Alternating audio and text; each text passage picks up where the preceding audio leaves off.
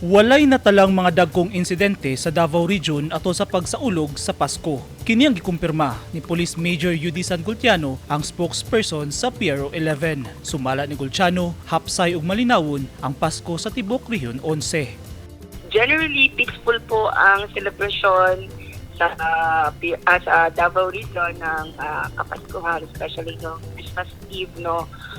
Zero incident recorded po tayo. Wala pong incident na illegal discharge or any incident na involving firecrackers na biktima, no. And so far po sa pag-celebrate talagang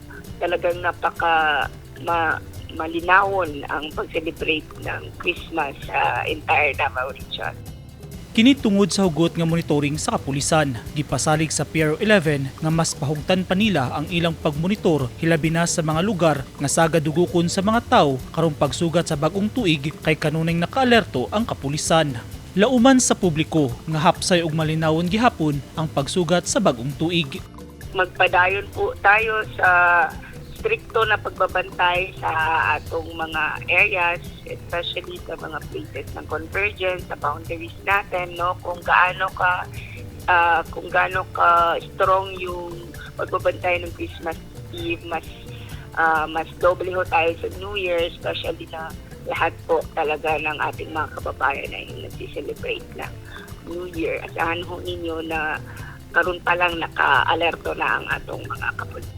Nang hinaot ang PRO 11 nga tumanon sa katawhan ang ipatumang mga polisiya ug regulasyon sa mga local government units sa rehiyon aron malikayan ang posibleng mga kakulian subay sa pagsaulog sa New Year. Naglaom si Gultiano nga unta sama sa pagsaulog sa Pasko, wala usab matala nga mga insidente sa Davao Region sa pagsaulog sa bagong tuig ug mamahimo lang kining posible kung dunay kooperasyon gikan sa katawhan.